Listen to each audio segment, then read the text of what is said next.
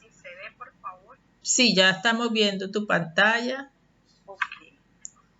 Bueno, buenas tardes a todos. Nuevamente estamos aquí reunidos para realizar la capacitación entonces sobre prevención de caídas, que es el tema de hoy. Cualquiera que tenga alguna pregunta, al finalizar la puede realizar, pues para que quedemos todos totalmente de acuerdo con la información que se va a dar el día de hoy. Bien, entonces comenzamos con la definición que nos dice la Organización Mundial, que es la OMS, y se define entonces caída como la consecuencia de cualquier acontecimiento que precipita al individuo al suelo en contra de su voluntad. Se dice que en contra de su voluntad, pues porque los pacientes no se quieren caer o sufrir alguna caída para sufrir alguna lesión, pues por su propia voluntad. Las caídas de los pacientes son relativamente muy frecuentes y es un indicador que siempre aparece para seguridad del paciente y se utiliza también para medir como tal entonces la calidad de los cuidadores. En este caso, pues de nosotros que somos prácticamente los responsables, el personal de enfermería, ¿cierto? Porque somos quienes estamos constante vigilancia de los pacientes y somos quienes estamos a cargo de prevenir estos riesgos. Las caídas generan entonces un daño adicional porque pues los pacientes vienen con un diagnóstico, pero sufren caídas y esto ya se genera entonces como un daño adicional que no venía el paciente con él. Y aparte, esto puede ocasionar lesiones serias, incapacidad y en muchos casos, lamentablemente, pues la muerte de algunos pacientes. Bien, algunas de las repercusiones entonces nos dicen que vienen por aspectos físicos que se dan por las complicaciones de su estado de salud, fracturas, daño en tejidos blandos, secuelas permanentes y esto todo debido a la lesión presentada. Los psicológicos, el temor y la ansiedad ante las caídas, ¿verdad? Que es lo que generalmente siempre sufren las personas de mayor edad o los niños. Las sociales, entonces familias que son excesivamente protectoras. Y los costos, porque también nos generan un costo de atención en la institución, ya que se prolonga la estancia del paciente debido a una falla que une el sistema de la atención de salud. Entonces, según el informe de la OMS en el 2012, las caídas son la segunda causa accidental o no intencional, y cuando les digo esto, recordemos entonces que hace parte del indicador de eventos adversos, ¿verdad? Y cuando decimos que eventos adversos son las acciones generadas no intencionalmente por el personal de salud.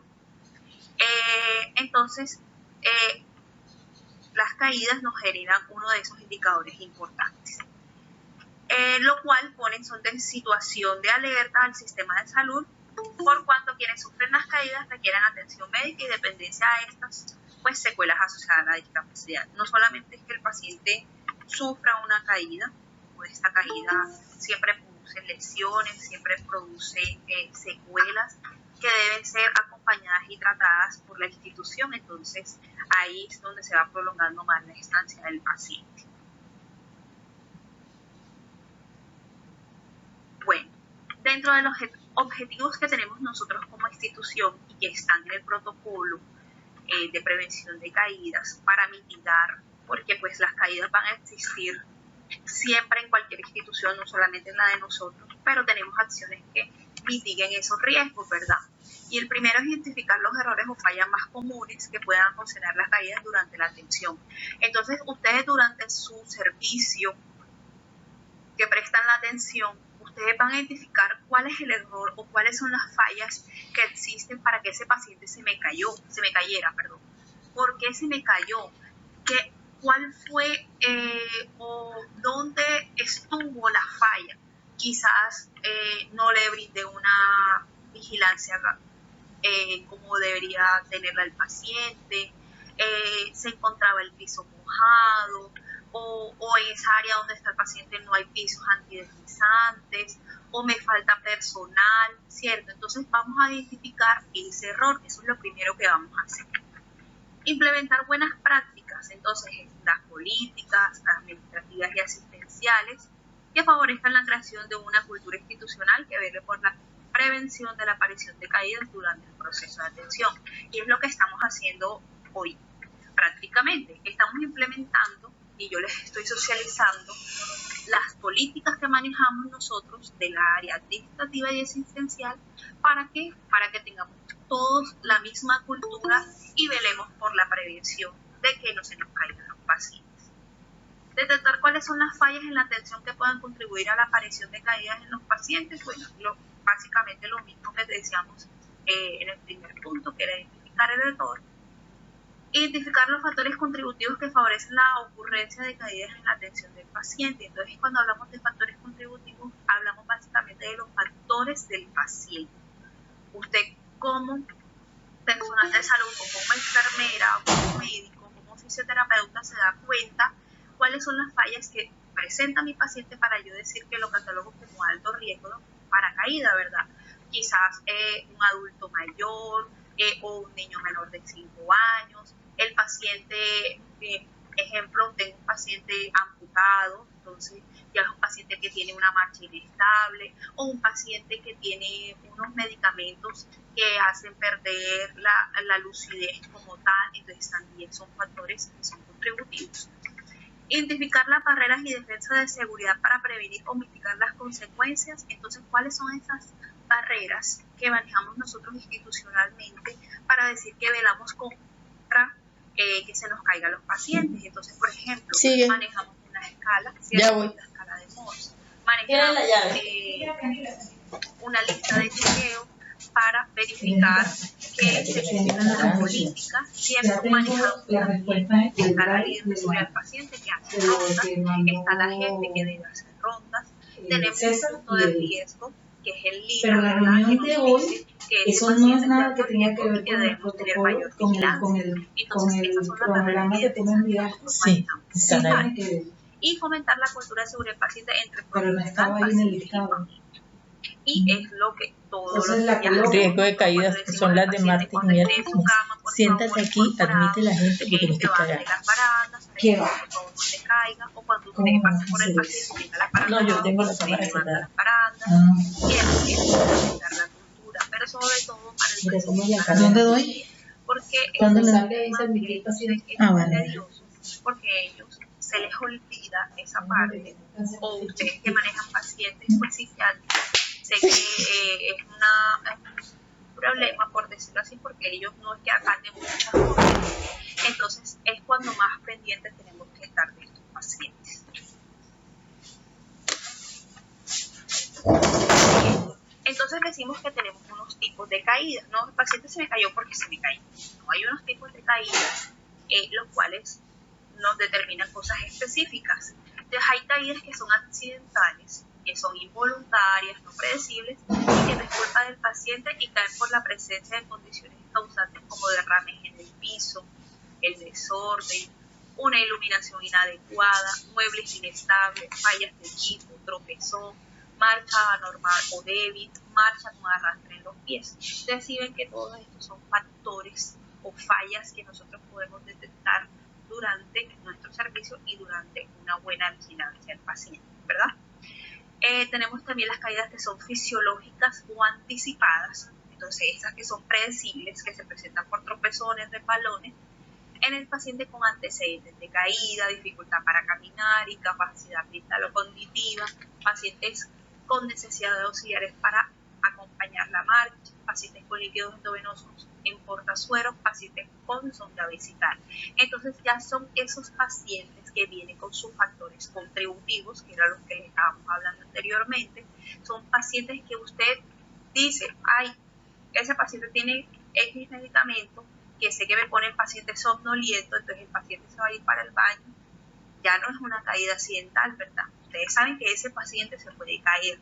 O un paciente que viene con una marcha inestable porque el paciente está amputado de su miembro inferior derecho, entonces ustedes saben que él arrastra, que él necesita un auxiliar para la compañía de su marcha, pero si el auxiliar no va y el paciente se levanta y se cae, son caídas anticipadas que son un evento adverso porque pudo ser anticipable y eso era predecible. tenemos caídas fisiológicas no anticipadas, que no se esperan, son no predecibles la primera vez, y el objetivo es prevenir una segunda caída que se presente en el paciente con desmayos o mareos, ataques epilépticos, fracturas de cadera, ingesta de medicamentos o como antihipertensivos y diuréticos. Entonces hay caídas que son fisiológicas que realmente no son detectables, sino ya cuando vuelve a ocurrir es que son caídas fisiológicas detectables o predecibles. Hasta ahí todo bien, todos me escuchan, ¿alguna pregunta? ¿Sí me escuchan?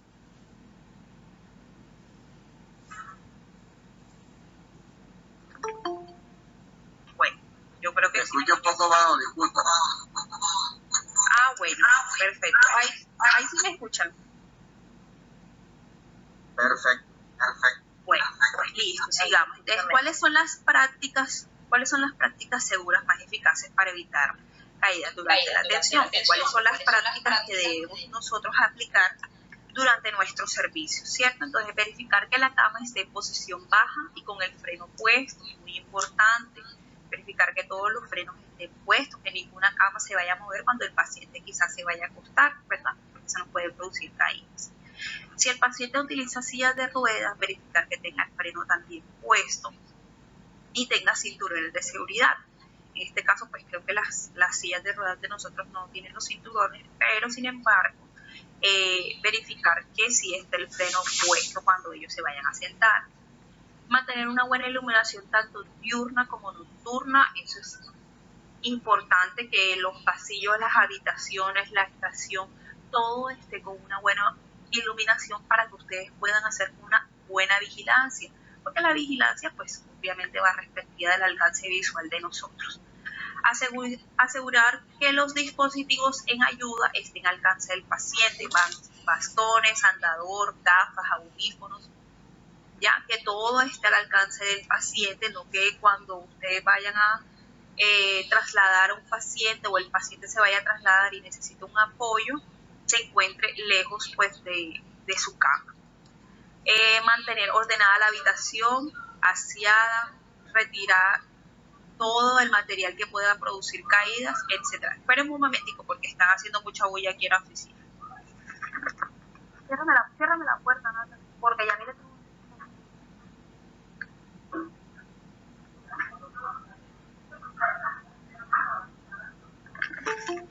Bien, ay, perdón, se me pasó la... Bueno, evitar deambular cuando el piso esté mojado, respetar las señalizaciones, eso debe estar, o deben ustedes sobre todo velar porque eso se cumpla con el personal de aseo. Siempre ellos estén vigilando que los pisos no estén mojados para que los pacientes no sufran resbalones.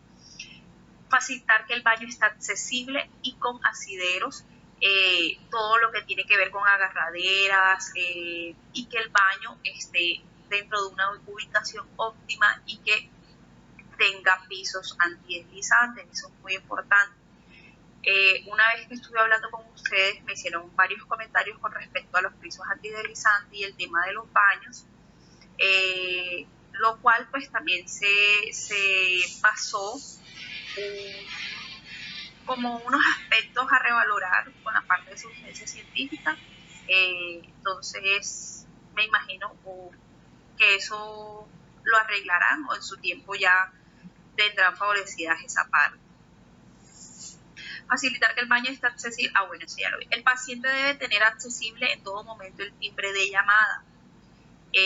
No sé si ahora en esta parte de la infraestructura, doctora Beatriz, me imagino que pues por el tema de psiquiatría ustedes no tienen el timbre de llamado, pero el timbre de llamado es fundamental en las instituciones, debido a que el paciente cuando se encuentra solo y quiere dirigirse al baño, ellos siempre tienen el timbre para que el personal de enfermería les haga el acompañamiento y pues no se vayan solos y pueda ocurrir algún incidente. Informar a los familiares de la conveniencia de comunicar la situación de acompañamiento o no del paciente. Bueno, eso también tiene que ver con la parte pues, de hospitalización. porque pues el servicio de ustedes no tiene familiares. Sin embargo, cuando ustedes estén en la parte de hospitalización, deben hacer la promoción y siempre comunicarles al familiar que si no va a estar en la habitación, siempre comunicarles al personal de enfermería para que ellos puedan brindarle ese acompañamiento al paciente y no que de pronto ustedes piensen que realmente el familiar está ahí cuando no lo está. Promover el uso del calzado cerrado con silueta antideslizante, mantener al enfermo incorporado en la cama durante unos minutos antes de levantarlo. Cuando el paciente tiene una estancia prolongada en la cama, siempre debemos primero sentar al paciente, verificar que no se produzca mareo, no se produzca dolores de cabeza, no se produzca irritación, para que posterior hacer el acompañamiento a donde se va a dirigir, ¿verdad? Cuando les hablaba entonces de las barreras que tenemos nosotros en la institución, hablamos de la escala de Morse, ¿verdad? Tenemos una escala de Morse en el Galenus que las deben tener los jefes de enfermería, que son quienes son los responsables de diligenciar esta escala con todo el ingreso que tenga el paciente, porque ahí nos va a medir entonces ella si realmente el paciente amerita el punto de riesgo, si realmente el paciente merita una vigilancia mayor hacia los demás, si el paciente realmente amerita que yo, cuando le vaya a asignar su habitación, esté o muy cerca de la estación para mayor vigilancia, o lo puedo asignar a la habitación o cualquier habitación, ¿verdad? Entonces ellos nos van a medir 6 factores. El primero son antecedentes de caídas. Entonces, si el paciente sufrió en cualquier estancia hospitalaria, sea esta o en otra institución, una caída, es sí o no, deje por 0 o 25. Un diagnóstico secundario, cuando nos dice entonces diagnóstico secundario, tiene que ver sobre todo si el paciente o es epiléptico o esquizofrénico, o el paciente tiene no está lúcido todo el tiempo, ¿sí? Entonces ya me dice sí o no, entonces o es no 0 o es sí 15. Ayuda para deambular, entonces reposo en cama, asistencia de enfermería, bastón, muletas, andador, se apoya en los muebles. Entonces, si nada más es reposo en cama y con asistencia de enfermería, decimos que es 0. Si el paciente necesita un bastón para caminar, para trasladarse, etcétera, o cualquier muleta o andador, 15. Y se apoya en los muebles, 30, ¿verdad? Vía venosa, si el paciente está canalizado o no. Entonces, no 0, sí 20. Entre la marcha, entonces nos dice si la marcha es normal, si la marcha o está inmovilizado o está en reposo en cama, si es débil a la marcha o si es alterada que requiere asistencia. Si ya el paciente necesita que ustedes estén ahí siempre cuando se va a dirigir, ya lo ponemos con una alterada que requiere asistencia y es 30. Si el paciente, sin embargo, se puede movilizar con un andador, con una muleta, con un bastón, ya es 15. Si es normal, ya es de la parte 0. Normal, inmovilizado o reposo en cama. Y el sexto es conciencia y estado mental. Entonces, consciente de sus capacidades y limitaciones, el paciente no tiene nada que ver con su mundo, consciente de sus capacidades y limitaciones, es decir, que el paciente, como lo dice, está consciente, él anda solo, va al baño, no tiene debilidad en la marcha, está normal. No consciente de sus limitaciones, entonces el paciente de pronto sufre, como es el perfil de ustedes, de sus pacientes, alucinaciones, o el paciente no está consciente de muchas cosas, la perfección natural de la vida, entonces ya es 15, ¿cierto? Entonces, esta escala de Morse aplica mucho en los pacientes de ustedes, porque la mayoría siempre nos da entonces que tienen marchas débiles, un estado no consciente de sus limitaciones, ayuda para deambular, tienen diagnósticos secundarios, tienen antecedentes de caídas. Entonces, si ven lo importante que es la aplicación de esta escala para el servicio de psiquiatría, que todos los pacientes deberían tener su escala, porque ustedes, la mayoría de su población son adultos y adultos mayores, y son quienes deben de tener más vigilancia, ¿cierto? Esta escala, ¿quién las hace? Como les dije, esta escala es para jefes de enfermería, pues son quienes tienen los objetivos para hacer el llenado, y son quienes les dicen a sus auxiliares que este paciente es de alto riesgo, este paciente hay que hacerle más vigilancia, ¿cierto? Entonces eso debe entrar dentro de los planes de enfermería, y asimismo colocar el punto de riesgo. Entonces decimos que riesgo bajo es hasta 24, el total, riesgo medio de 25 a 44 y riesgo alto de 45 y más.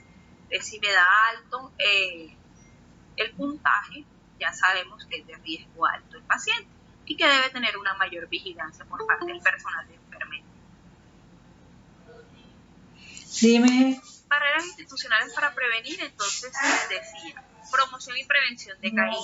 Siempre tener una promoción con el paciente. Ella parece un lobo. Ellos no les entienden. Siempre ustedes tienen que recalcarles las barandas altas, prevenir todas esas fallas que ustedes ven en su servicio para que no sea un incidente o un evento adverso, ¿cierto? Si ustedes ven que un paciente es de esos pacientes que les gusta irse al baño solo, de que les gusta bajar la baranda, de que les gusta andar sin su muleta, sin su apoyo o sin el personal de enfermería, son esos pacientes a quienes más vigilancia hay que ponerles. El distanciamiento de la escala de Morse, eso es para jefes de enfermería, y también pues el auxiliar es quien respectivamente cumple las funciones de vigilancia apropiados a esta escala. Ustedes no pueden decir que un paciente es alto riesgo porque sí, porque es que todos los pacientes son de alto riesgo, no. El paciente de alto riesgo se mide por una escala, que es esta, la que nosotros manejamos en el Galenos, y así es que vamos a diferenciar los pacientes. Y posterior se le coloca entonces el punto lila, que en referencia a la escala de colores que tenemos, es el que amerita para pacientes de alto riesgo de caídas. Entonces, eso es básicamente lo que manejamos nosotros en prevención de caídas, lo que se vigila en rondas de seguridad del paciente cuando asisto al servicio, que todas las barandas estén arriba, que los baños no estén mojados, que pues exista un personal designado para esos pacientes de alto riesgo para ayudarlos a apoyar, para ayudarlos a deambular, que exista también el reporte, porque si ustedes reportan, también le podemos hacer la verificación y el seguimiento a quizás una falla que ustedes no detectaron que se pueda mejorar. Hay fallas que se pueden mejorar en cuanto a la vigilancia, en cuanto a infraestructura, en cuanto a la necesidad del personal, si no está el personal suficiente para realmente apoyar esa vigilancia, se debe aumentar. Entonces, todo es un conjunto para evitar esas fallas, tanto del paciente, que son contributivas, tanto del personal, ¿cierto?, por medio de vigilancia, y tanto institucional y política, porque la política también puede fallar en ciertas cosas y se puede volver a restablecer. Entonces, eso es básicamente prevención de caídas. No sé quién tenga algo de pronto, algún comentario, alguna duda.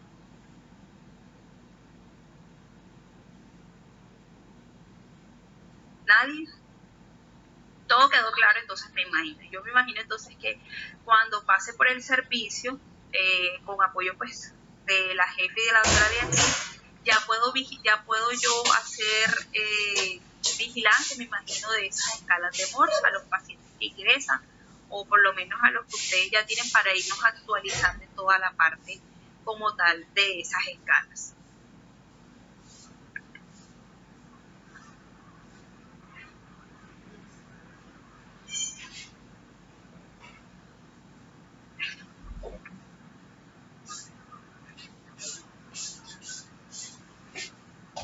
La doctora Beatriz se salió, no la veo. Aquí estoy. Bueno.